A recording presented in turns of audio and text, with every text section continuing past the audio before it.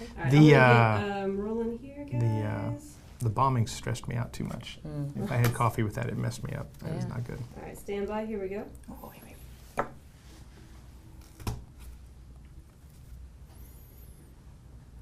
Hello and welcome to Capitol Coffee Talk with KLRU's Decibel. I'm Leslie Rhode, glad to be sitting in for Judy Maggio today, here with Ben and today's issue, the investigation after the serial bombing and how the community is faring since then. They need to be held accountable.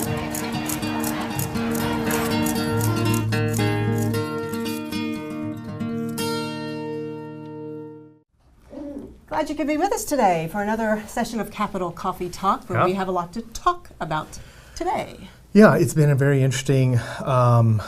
It's been a very interesting 3 weeks in Austin. I guess heading into 4 weeks now. Thankfully, a week where the bomber has been caught, and we appear to be out from underneath what has been going on here in Austin. But of course, that then the investigation is not over. Agents are still crossing all the T's and dotting all the I's and making sure that they have everything that they need to have, to wrap this up. But there are also conversations needing to move forward about what is next for Austin in terms of its own police department, in terms of media coverage from this bombing. And we had communities in Austin who absolutely felt like the police response and the media coverage was not up to standard. Right. And so those are conversations that we all should have moving forward.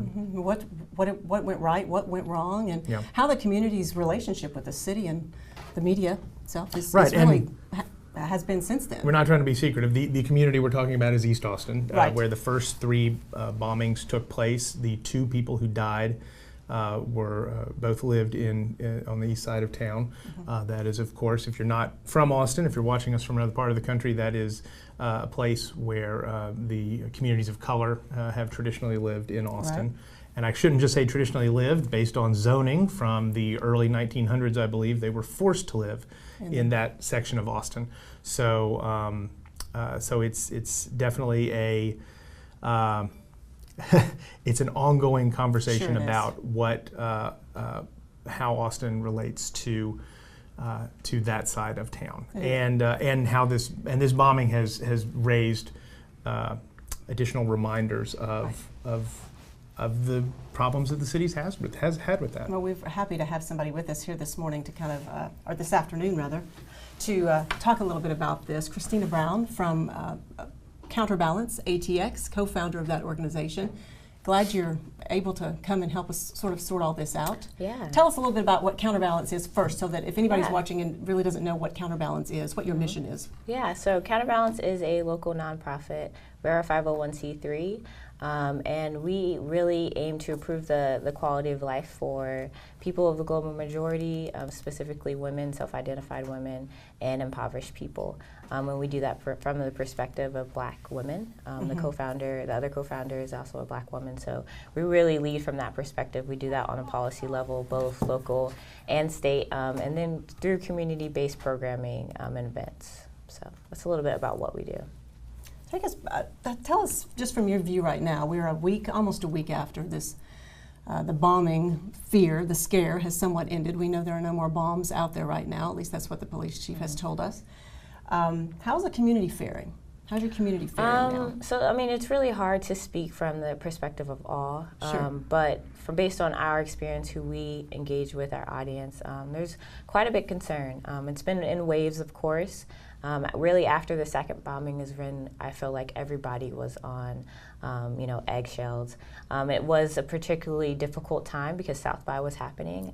So even in that, we felt like the city wasn't really putting the fact that people were being bombed in their houses on the level that it needed to because of South by, right? Austin is progressive, liberal, a racist, right? And South by is a time in which the city gets a lot of money for that.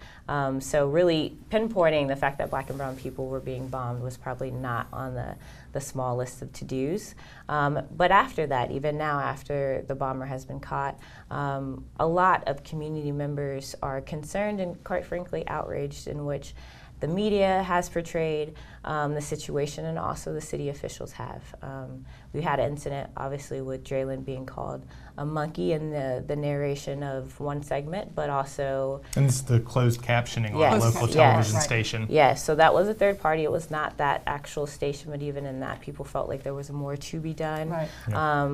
But now we're having conversations about why, when the first bomb went off, there was not a heightened awareness and attention given to the issue. Why was he considered really a suspect even after he died, as opposed to being a victim? Those are conversations that people are having, even on the national level. And I think it's appropriate. I think it's long due past that we start having those conversations here. But even more importantly, I think that we need to have some action behind that. What we're having, it's an early plug, but KUT is having an event on Thursday at the Carver Museum, Thursday morning during our last hour of Morning Edition.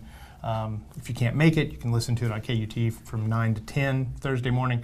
But we're going to have some local activists and Chief Manley up on stage for a good, long conversation about some of the points you just made. What are there specific action points that you would like to see moving forward if you could be talking to Chief Manley on this? Yeah, so I mean, Counterbalance has already begun to be vocal about recent events pertaining to Officer Manley, Chief Officer Manley. Obviously, our council people do feel like it's time for him to be promoted. We strongly disagree.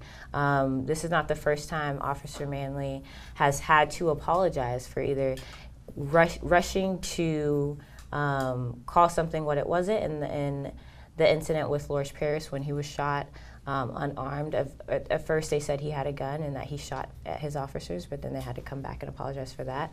And then also when his officers beat a unarmed Black man in front of the gas station. They had, bad Santa hats on, and he had apologized for the perception of that. So we do think that leadership does come from top to bottom.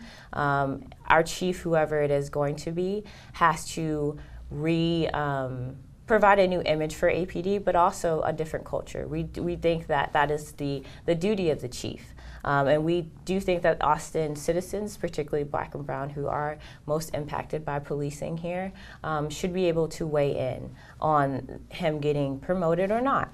We do think that there is a process, and we should stick to the process because it allows us to have conversations that are needed, as you said, and it allows the community really to hold the police chief accountable for what he says he's going to do. Right, and that's that was what we talked about actually before we went on air, was the idea that if you're looking for a new police chief, you're having community forums. People are asking questions about what are your stance on transparency and accountability and if policing and the past relations with different parts of the city and the police department. And if you don't have that kind of on the record, so to speak, from a community forum, then you said your concern was that then there's nothing to hold them accountable to once they're in that position. Exactly, especially as you mentioned, we are currently out of a contract right now, and there's a lot of ambiguity. There's a lot of things that are left up to the council now. So I think it's important. It would be a misstep to rush into that decision, as you said. And beyond that, and you may not like this, but I do think that there has to be accountability for the news narrative that was created. We're going to ask that next. Yeah, exactly, for the victims and the perpetrator. I think also we have to not only hold them accountable, but invest in those stations that are getting it right, even if that does mean that we invest in alternative media streams. And how do you suggest we do that? I mean, how do you say invest in those other ones? Personally, well, first holding the pre-existing ones that did not do it right accountable. Always, reaching out to their governing bodies. But, we know that bottom line really is the kicker for most people. So not, engaging in, the newspapers or not clicking on their sites, really making sure that they feel it when they do it wrong so that they don't do it again. Where specifically did they go wrong? Where did the news media go wrong in your view? Yeah, in my view, we believe that from jump, obviously, it should have been taken seriously, but once we learned who it was, when they started crafting the narrative around the bomber, it shouldn't have been choice words such as he was a challenged young man. And that was Officer Manley's words, right? It shouldn't be he was from a close-knit Christian family. The New York Times did a whole segment on him and did not call it what it was, which is domestic terrorism. So when you look at the state law definition of terrorism, it clearly specifies that it doesn't have to be associated with any religion, doesn't have to be a noted cause, it just has to cause terror. It has to be a person that is terrorizing a group of people within the city. There are some, it could classify when you're using race, when you're using religion, but it's not specific to that. So we do feel like it should have been named what it was from the jump, which is terrorism, specifically domestic terrorism. And a lot of this conversation has been on a national level because we've seen this happen over and over again, especially when you compare it to the media narrative that's crafted around Black and brown people when they die at the hands of state-sanctioned violence. It's a completely different narrative. They're often called thugs or troubled, but when a person who actually kills people is described, it's completely different. And I think that's really our hugest hang-up because that's rooted in some deep institutionalized racism that goes back, centuries. And I think it's a time for us to change that now on a national level, but specifically here in Austin as well, we have to do a better job. But we don't have a domestic terrorism charge, right? Is that a... No, you cannot be charged with domestic terrorism. So, but that's different from, no, you can't. I'm wondering about the language. I mean, obviously the language matters very much so to you. And there are some in the community that says, say it doesn't really matter what the language is. If we can't charge somebody with that, then why should we even worry about what we label it? So I would give the example of what just popped up in my head, right? We know the Affordable Care Act versus Obamacare. We know that people voted against their own priorities, against what would benefit them. Mostly, rural people, middle class, voted against their own interests because it was named Obamacare and didn't even know that the same thing was Affordable Care Act. That's why language matters, right? Because the perception of how we treat people that are domestic terrorists mostly are white males, unfortunately. But when you look at something like race and how our Black and brown people have been, their rights have been taken away from them because of ISIS, because of terroristic threats, people allow that to be taken away because they don't want, obviously no one wants bombs going off in their neighborhoods. But then when the same thing actually happens and it's white men and they're not called out for it, I mean, obviously that's hypocrisy, but I think it really does play into the narrative of white people don't do bad things, right? We have criminalized and dehumanized Black and brown communities, and we have not held white communities that do the same thing accountable. And that is racism. That's white supremacy. That's white institutional racism. So I think it's a huge problem. It's not just a mix of words that were not used, things were not called out, let's slide, it's not that huge of a deal. When we look at how Black and brown bodies, there's an empathy gap, right? When you see a Black and brown person shot by police and there's not outrage, we know that we have a problem, especially in a place where we say that we're progressive, in a place where we say that we're liberal. If people that look like me can be victimized continuously by the state, by institutions, and nothing is done by it in a place where we call liberal, then we know that on a state and national level, we have a huge issue. I feel like it's this is not at all meant to be a defense of the media, but I think it's interesting that in a world where social media plays such a large role in people getting their news or finding out about stories, from other parts of the country, that you have some national news organizations that do, I would assume, based on what you were just saying, that are saying things in the wrong way, that are, as you're concerned, villainizing different parts of our community, or different communities from around the country, that the sharing of those incorrect narratives then sprinkled down and essentially cover any local news organization who is also trying to cover a story. And maybe they're getting it right, maybe they're getting it wrong, but the judge and jury is at the national level through social media, and the verdict is handed down to local news organizations that may be doing a better job. And I think that's been interesting for KUT and for other local stations in town, trying to, we've been getting lots of comments from people from other parts of the country commenting on what our coverage is in their mind when they're not here actually seeing our coverage. And again, obviously, there are absolutely places where all media can make improvements. But it has been interesting to try and not fight that battle, but have that conversation when the local stations are kind of getting blamed for some of the problems that in other parts of the country or at a national level. That it's in this case, I guess it was a little bit opposite, because we were the ones covering this at the and sending that out. But we did have national media in town. I guess I'm thinking of just generally past all narratives. Over. Oh yes, past narratives that then get filtered down to a current news situation. Right, but we rely on those national organizations or national media outlets to send that information. Yeah, to us. and I think it's difficult because I know that you guys understand, or I would hope that the news. I would hope we do too. Based on the conversations we've had, I believe that you understand, the power that the media has. A lot of people, because we rely on social media, it's those headlines that people see. Yeah. They're probably not going to click and read through the entire article. They're going to skim. They absolutely and we know that. So it's up to the media to really do their due diligence to make sure that every line in there, even including the headline, how they describe people, is accurate. Because if not, then we are really guiding the perception of the public, and that could have some really, really, really disastrous effects, right?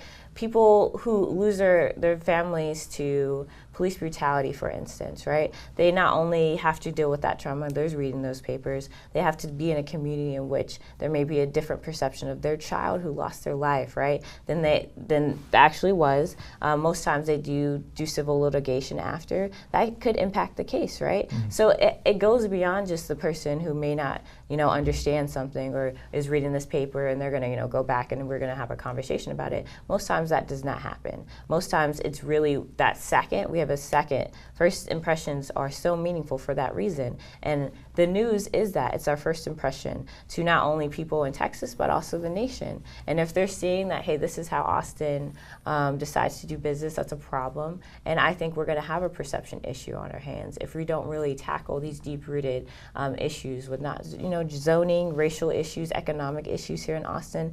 The list does go on. There's huge disparities here in Austin. And like I said before, if this is considered the progressive mecca of Texas and really the South, then that speaks volumes where we are as a nation and how much work we still have to do. You're right about the headlines, and this is a minor example, but I almost feel like we should, especially when we're thinking about sharing things on Facebook or Twitter, we should almost just get rid of the headline. We had the national march over the weekend on gun violence. Yeah. We had an article up on our Facebook page, just saying, hey, here's our story on the thing, and a gun rights activist said underneath, I bet they didn't talk to the other side. Of course, if they had clicked on the article, yes, he would have seen that exactly. Someone with a differing opinion than the marchers, the protesters, was in there. But yeah, you're right. You're absolutely right. It's whatever's in that headline. That is what they're using to protest or push an agenda or whatever. Exactly. And sometimes it's not just within that one story. Sometimes it can be another story or two stories together that show both of those sides somehow. But it's exactly. But it doesn't matter if it's that. That's you were true. saying that one initial moment. That moment. And even the March for Our Lives. how that has been perceived, and it's awesome. I love to see, right, high schoolers really understanding that they do have power even at a young age, how those protests are being viewed and being applauded, really, but then how protests done by Black and brown youth, specifically around Flint, Michigan, Ferguson, right, how they were seen as rioters, and they were not seen as protesters. They were not seen as young kids frustrated with the systems, doing their due diligence and saying, we're not going to stand for this anymore. And again, then the narrative that was created, those choice of words really do impact people's lives, specifically people who don't always have power to advocate for themselves because they don't have the resources. And when we, the people who do have the times to go to the discussions, right, when we have the time, we have to speak up and say, this is not right, and this was what we could have done better, and hold those who are not doing it correctly accountable. I think we have to. It's kind of like the clicking, right? It's a very lazy way to go through your life, but we have to start calling each other out when you're doing things nonchalantly, when you're not, making sure you're getting the opinion of the audience or the community, when you're going to one person that you always know and not really going to sources. That's lazy, right? And that really is not doing the audience what they deserve in terms of the media, the content, and it causes quite often some rifts within the community because people feel like they're not valued, their perception or their opinion is not valued, and that's a problem. What do you think is the first thing we need to do just moving forward after what we've learned? Have these discussions, I think, but also really engage in what's happening on your local level. We have quite a couple fights going on. Obviously, with Officer Manley's promotion, that'll be something that we weigh in pretty heavily about.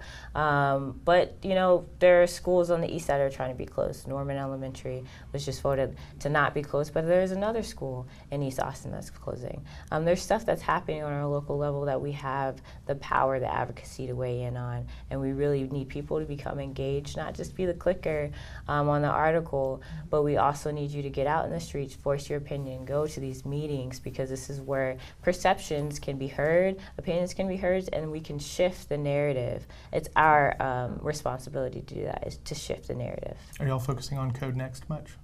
There has been some talk about Code Next in our specific organization. There's some people doing some really, really great work to preserve the history of East Austin. I'm so glad that you really knew the history about, the zoning from the 20s, and it's crazy how we were forced to go on that side of the interstate, and now how that's being taken away. So we really want to make sure that whatever is done, because we know progress is inevitable, whatever is done, it really makes sure the Black and brown communities have a say in it, and that they have a piece in which they feel like they can stake claim to. The affordable housing here in Austin is something that has to be addressed sooner rather than later, because if not, we will see that really the things that make Austin will no longer be. The weird quirkiness, Black and brown people that have historically been here will not be here anymore.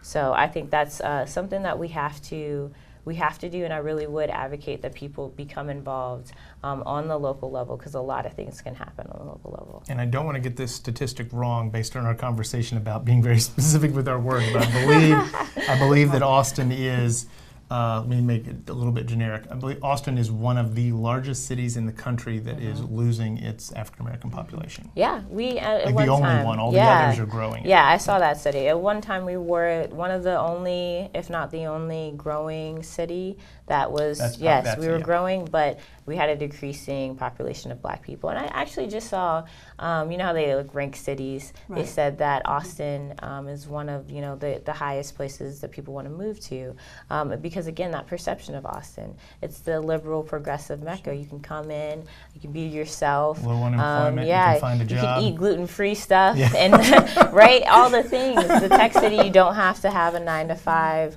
You can be a freelancer and really have a quality of life here.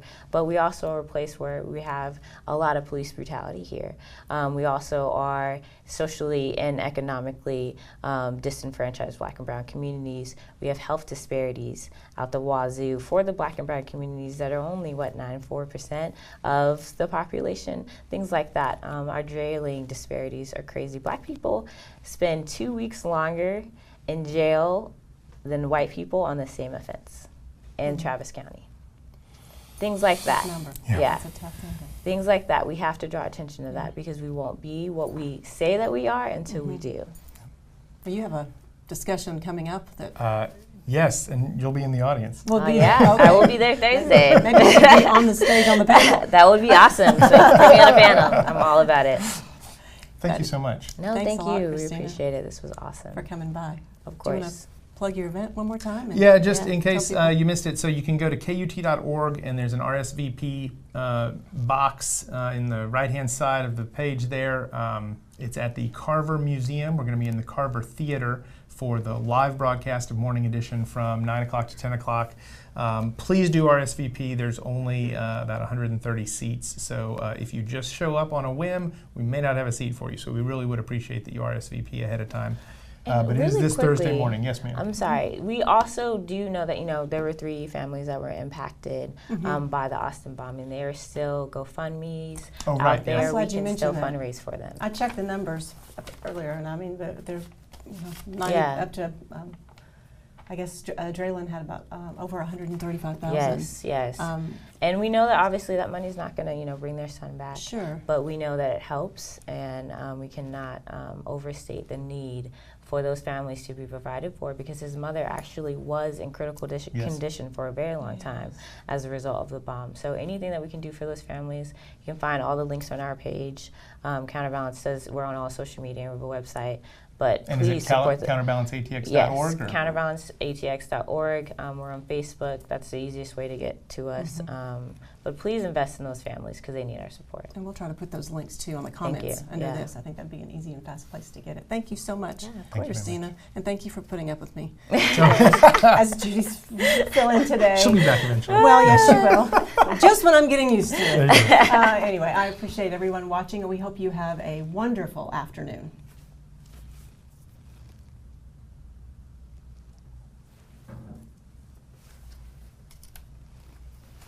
Clear? Awesome. We are clear. Yay.